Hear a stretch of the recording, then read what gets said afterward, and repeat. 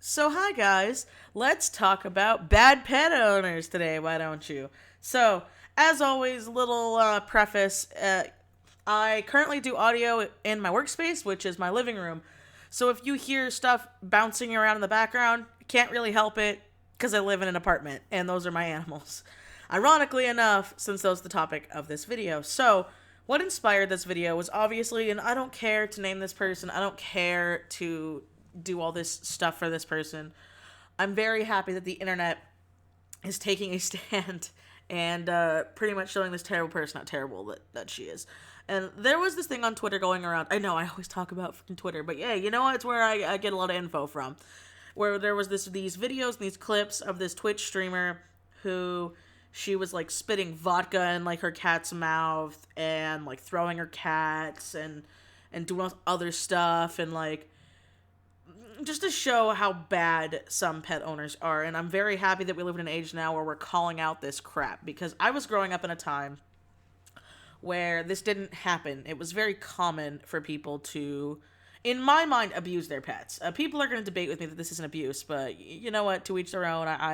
As an adult now, I think of it as abuse. So I want to talk about growing up in the 90s. I know I'm one of those kids, but I was growing up. I was very young and had a childhood in the 90s, and most of my like preteen, era was in the 2000s. So when I was growing up, I remember it was a very different time. A good example is, and this is how proof that like my family wasn't even perfect. We declawed our cats back then, which people must be like, oh! You have to understand, back then, we didn't have the internet like we did today. We didn't have the resources that we did today. And declawing your cats, I remember, was extremely, extremely common. And it's very, very sad to say because there were so many people who were ill informed and thought that it was a good thing. And not for the selfish reason as furniture. I know a lot of people did it to like stop their cats from chewing at their furniture and clawing at their furniture. My parents did it because our cats would claw my little brother at the time, who was a baby. He was a baby. And my parents were very scared that this could hurt him. And because my cat also clawed me. Now, the cat wasn't violent. We were just very playful and we were young kids. So the cat was most likely to like. I say it this way because I don't fully remember, but I remember that like it wasn't just that my cat was scratching at the couch. And so we declawed our cats, and there were everybody was declawing their cats. It was extremely common, and it was also very very common that you would see people who would have dogs that would never be allowed in the house, that they would never take for walks. They just kind of existed in the backyard, and I remember we would also have like throwaway pets, and that's a word I really, really hate. But it was common to get a hamster, get a rat, get. I mean, fish is kind of common, and that's not that bad. But like, you would get these things, and if the pet died, they were cheap because you can get them at pet stores for under $100. And so it was like, whatever, it's a throwaway pet, like, oh, your hamster died, okay, we'll go get you a new hamster. Oh, your guinea pig died, we'll go get you a new guinea pig. It was this whole, really bad mentality back then of just like if something died, you replaced it. And people still do that now, but I'm happier that more things are coming out, so it's not as common, and then people would act like surprised that their pet didn't act like the pet that passed away. And so, as always, with my little, ramble story time opinion pieces, this is a mix of like all of them.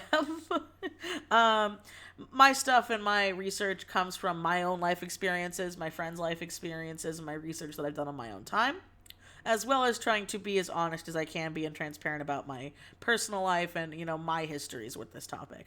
So, another good example is the fact that, like, my parents didn't exactly grow up with pets. My dad talked about how they had, like, an inside outside cat that kind of just existed. It was like a cat, and they would feed it, they had a litter box, but the cat wasn't very lovable. It was just like the cat would do its own thing. And some people argue like, oh, well, that's just cats, and I'm gonna disagree there because Binks, my cat, is my very first rescue that I got with my husband, and we both talked about how growing up, because he had animals too growing up. He was also growing up in the 90s, and he understands that terrible fad that I'm happy is dying out. Where like our cat Binks is so lovable and affectionate. Yeah, he can be a little shit sometimes, but I remember we brought him home. He was so loving and he wanted attention and he was so cuddly and he was he was such a good cat. I shouldn't say what because he's still here. Aren't you, baby? But we remember like thinking back to all the times that we had animals and how none of our animals had the affection that this cat does to us. And it wasn't just that it was a rescue, it was that we were ready to get a cat. We were ready to get an animal. There are a lot of people who love the idea of a pet, but they're not emotionally ready to take care of a pet. Again, and I'll use myself as an example here. I am not a dog person. I'm sorry, I know a lot of people like love dogs. I think dogs are great when they're properly trained, but I also know and I have been around a lot of dogs that are not and are not properly taken care of. And so the dog acts out like a child. It's almost like a pet is a child. Who would have known? But one, my complex doesn't allow dogs. That's one thing. But two, even if it did, I don't have the time or patience to train a dog properly. Plus, I live in an apartment and I don't have any like grassy areas. So it would be a big hassle. People still do it. People not in my complex, but I've seen people do it where they keep animals in places they really shouldn't because they really, really want an animal, but they never bring them inside.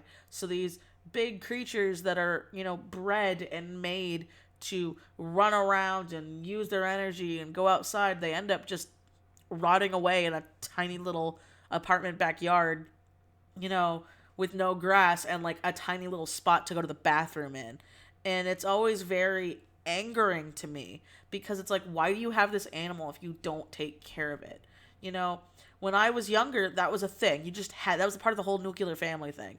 It was you had siblings and you had a pet. That's like, that is just how it was. And my brothers and I, we never really took care of our pets. We loved our pets, but we didn't take care of them. We never really fed them. There was a lot of things that we didn't do that my parents did.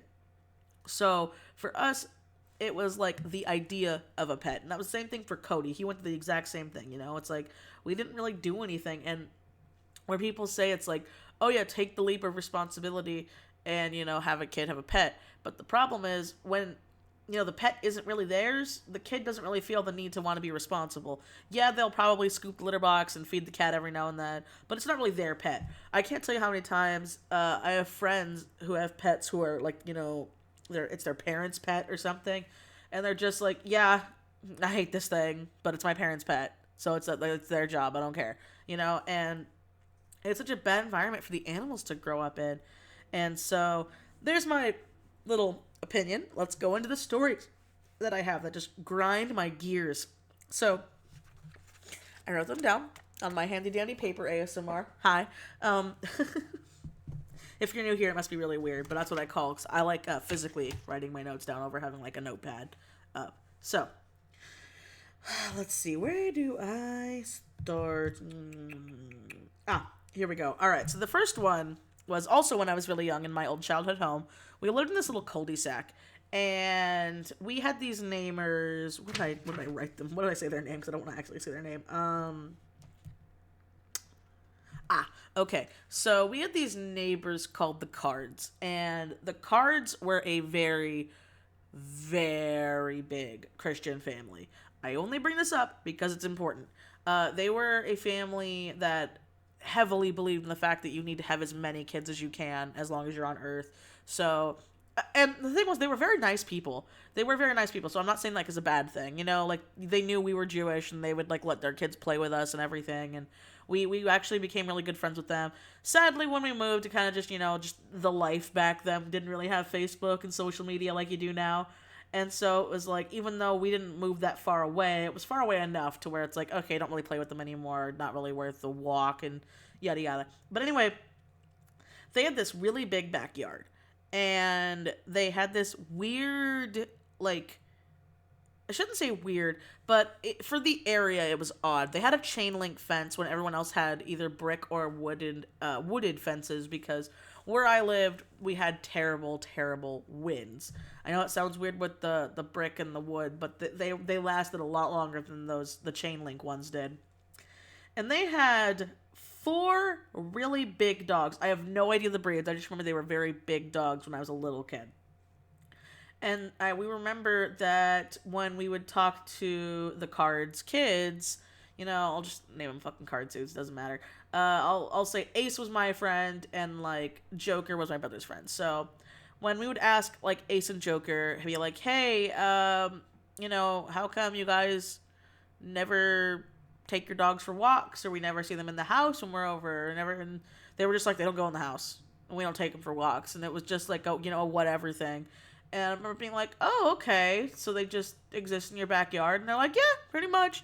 And like, these people didn't take care of their pets to the point where, even though they were really, really nice people, I remember there was one time where they left on vacation, because they would do that a lot. They would do like a lot of missionary stuff, and they would also have like they'd have like an RV, other Christian family stay with them for like 3 months out of the year every year, and then they would go with the RV Christians, and they would go leave.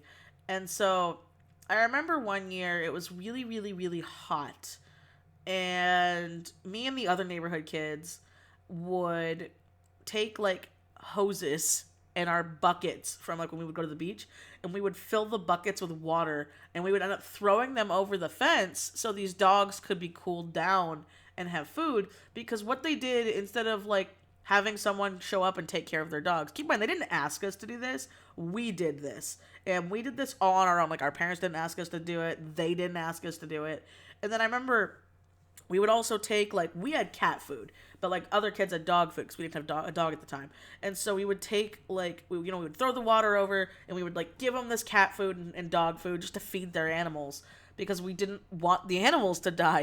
We did understand that like they'll get really sick and they will start to smell, because this sounds morbid, but growing up I didn't really have a concept of death until I was what age? Well, pretty much until my dog died, now that I think about it. But yeah, I didn't really understand it, and we hadn't had like a death in the family or anything, and I had seen it in movies, but I just didn't fully get it. And that is a thing that's actually really common. A lot of kids don't understand that unless it's properly explained to them. But anyway, what the Cards would do is they would just buy a giant like Costco-sized bag of dog food. They would just rip open the top and leave it in their backyard, and then they had this giant like trough of water, and that was it. And it was so hot that and the poor dogs were stuck outside all day every day, and they didn't really have like doghouse shelters to sit down and cool down in. So it was bothersome. And I remember there was a time where my dad even talked about, like, he's like, "I think I'm gonna call the ASPCA." And I remember my little brother being like, "Why are you calling them? Like, what's going on?" And my dad's like, "It's not right what they're doing." And I remember being like, "But they're nice people." My dad's like, "Yeah, but they're like," my dad, well, my dad doesn't really, my dad's very crass. My dad's like, "Those things are going to die, and they're going to smell up the neighborhood, and it's going to be really bad." That was what my dad's excuse was. My dad didn't really care about dogs. I'm going to be real. He changed now, but back then, my dad had a very, very low tolerance for people. And I remember that we never ended up calling them, and they came back, everything was fine, but one really bad winds came. And where I used to live had a bad dog problem in general, because again, back then it was a very, very, very common place to just well, I don't want a pet anymore, I'm just gonna leave it in another town. I'm just gonna go drop it off, take its collar off so they can't find me, because chips weren't invented yet. And so they were like, "Yep," and that way they can just, survive. They're dogs. They'll do themselves. And so what ended up happening was we had one really bad winds, and their dogs got out because their fence post blew. And I remember the younger kids of the Cards were sad, but like Ace and Joker didn't care because they didn't care about the dogs. It wasn't their dog. They didn't again, they never went in that backyard. So it wasn't like, "Oh, we're in the backyard with the dogs." Like, the backyard, that's why we would always play in the front yard and in the neighborhood, because they wouldn't play in their backyard. And that's a big issue. There's a lot of people who have that problem where they never go in their backyard because it's like, "Oh, that's the dog's backyard. That's where my dog is, and my dog can be a pain, and my dog like jumps on me and isn't well trained, and it's like, well, maybe your dog's like that because it's not getting attention and you didn't train it properly, you know. And I have some other people that don't really go in their backyards who are friends of mine, but it's never because the animal's there. It's always because, like, well, you know, we get ticks and we get fleas and it's just those kind of situations that just kind of suck. And that's different. And even then, it's like if you have all those, I don't think you should have animals in the back anyway, but, you know, whatever, to each their own. And so when that ends up happening, you know, the dogs got out and the cards didn't care. They didn't care. They didn't look for the dogs. They didn't do anything for the dogs. They didn't what's the word? They didn't put up like, hey, lost dog. So they just didn't care. It was like, oh, they're gone now. That's going to save us some money buying those giant bags of dog food. And it was so upsetting. I remember seeing that. But that was so common back then. It was like, and it was upsetting, but I can't say that I blame them because, you know, years later, we ended up having a dog where we just found this dog. The dog found us, and what ended up happening was, you know, we ended up, like, taking it to the vet and taking care of it, but it didn't like us. It was very much a rescue dog. It was a very feral dog, and I remember we tried so hard to have this dog like us. We would try taking it for walks, wouldn't work. We tried taking it to the obedience school, wouldn't work. We got the dog, you know, all its proper shots and everything, so we weren't, like, in danger because we took it to the vet. And same thing happened to us, though. One day, the dog got out, and my dad even asked us, he's like, do you want to even go look for it? And my brothers and I were like, no, we don't. And, you know, I think back now, and I'm like, yeah, that is really depressing, and that's why I shouldn't have had a dog at the time. And that's also why I don't have the time and patience now to take care of a dog. I would be a very bad dog owner. You know, with a chinchilla and a cat, chinchillas and cats are already pretty high maintenance, despite what a lot of people think. You know, I have time for those because they're indoor animals, and it's just two of them. You know, I do want to get more in the future, but obviously when I have more space and more time to dedicate to them because they are a living being that needs to be properly taken care of. So, all right, I have one more story here. I had another, but I'm already getting pretty long with the rambles here, and I think I'm making my point. But, let's see. All right. So here's a good one. So when I was in middle school, I had this friend, I'm gonna name him Granola. Me and my just looking around my desk to name things. So Granola and I were good friends, and Granola, we were all pretty lazy in middle school, I will admit that. You know, we didn't like going outside. We were very much in our angsty teen phase. You know, we just discovered anime, being anime. And we didn't have cool websites like Crunchyroll and Netflix to stream it. We had to, like, go on, like, these offshore weird websites on, like, tiny-ass, you know, little whatever. Anyway. And so my friend really, really wanted a cat. Granola really, really, really wanted a cat. Because Granola loved cats and always wanted a cat, and they never had cats. And they didn't have any pets. Now, Granola wanted a cat, and what ended up happening was Granola's parents were like, oh, here's a dog. I know you wanted a cat, but here's a dog instead. And it was a very hyper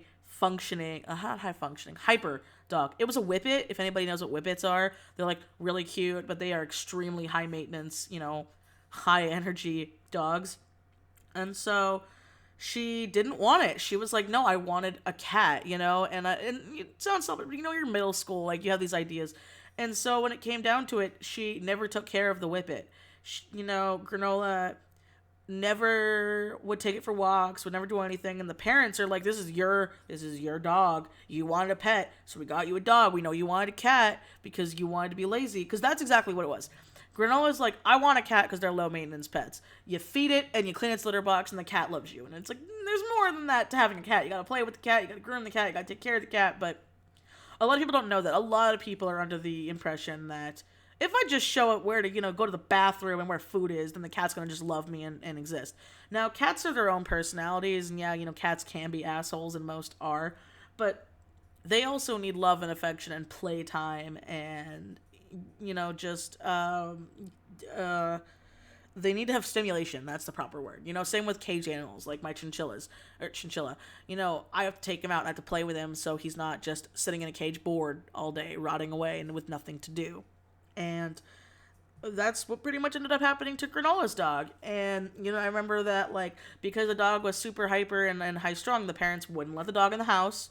No matter how hot the weather was, they would not let the dog in the house because the dog would run around. It would run around, it would jump on things, it would go up the stairs, and it was annoying. And I remember it got to a point where one day in school, Granola just finally came to us. I think it was like in like 8th grade because we were like almost done going into high school, and was like, "Oh yeah, my dog died." And I remember being like, "Oh, I'm sorry." And she's like, "I don't care." It's like she's like, "Now I can go in my backyard again."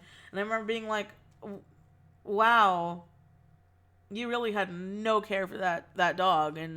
And she was like, "Well, I wanted a cat. Like, you guys know I wanted a cat. My parents didn't get me a cat." And it's very sad that there are instances like that, And I remember being really sad. But again, I talked about how back then I didn't really have, I didn't have the confidence that I do now. So I just kind of like, nervously like, yeah, I get it. Agreed, even though I really didn't. And that's something that I'm so happy that we live in the day and age of social media and the day and age of calling people out like this, because I don't think it's right. I don't think it's right that people, they use pets as like an accessory. I don't think it's right that people have an idea for a pet, and then when they get the pet, it's not up to their idea. So they just suddenly don't care anymore, and they're trying to find a place to throw the cat or dog or hamster or guinea pig or chinchilla away. Where they're like, "Oh, I'm going to try to find somewhere else that'll do it because this wasn't up to my expectations." And it's also one of those things where I would always see in movies and shows they would talk about like, "Oh, my pet's my kid," and nah, nah, nah. And I never understood that because growing up, I never understood that pets had different personalities, different demeanors, different, attributes. And then as I got older, I noticed that no, they completely do. They are their own creature. They are their own person. No two animals are alike.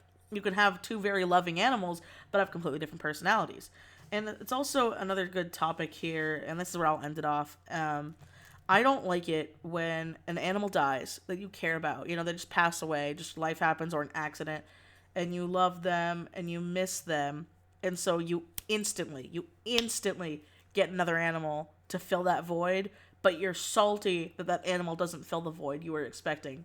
That's another one. Okay, that's one more I can go into, and that one's really quick. So, I had a friend's mom, this was in high school, where their dog was getting old. And their dog was a very nice dog, very sweet dog, very well trained. And they wanted another dog. Their parent wanted another dog. And so, to be cheap, instead of going to a puppy farm, which you should never go to a puppy farm, like never go adopt, but their parent decided to go and get a rescue, and a abused rescue at that, because they are often cheaper because they have more issues. And then this parent was told right away, this dog has never been on grass. This dog has never been on concrete. We found it in the dog was like domesticated enough to sell it, so it wasn't like, this is a completely feral dog. But when you're dealing with an abused animal, it is a completely different ballpark. It's exactly why when I got my first chinchilla Cheshire, I did not realize she was abused until it was kind of too late, and I had to learn to properly take care of an abused animal than a normal animal. And they were told all of these expectations and all these things not to do, and the parent didn't care because they were like, "Well, my other dog is on a leash. I'm gonna put this on a leash. Oh, my other dog goes outside. I'm gonna train to go outside."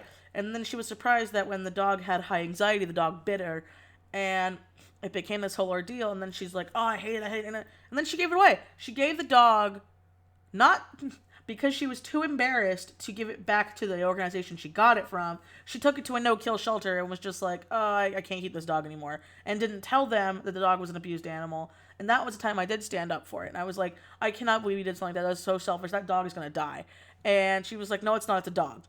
It's just a dog. It's just a dog." And I remember that like as a saying sticking in my head. And it bothers me. It bothers me to no end when people are like, "It's just a thing." Because when you treat it like that, it's not an animal, it's not a creature, it's not a being, it's an object to you. It's an object that you bought, and it didn't fulfill your expectations, what's an object? My TV is an object. What's a living, breathing being is my cat. It's completely night and day. So there's my rant on that. I hope you guys enjoyed. And, oh, right, I have to do this little spiel, I always forget. All of my social media are in the description below. It's in my link tree. Follow me on all those good places. I'm very active on Twitter and Instagram. And if you want to see finished artwork, I post to Patreon first before I post publicly to either DeviantArt, Twitter, or Instagram. And thank you guys so much for watching. I love you all, and I will see you next time. Bye!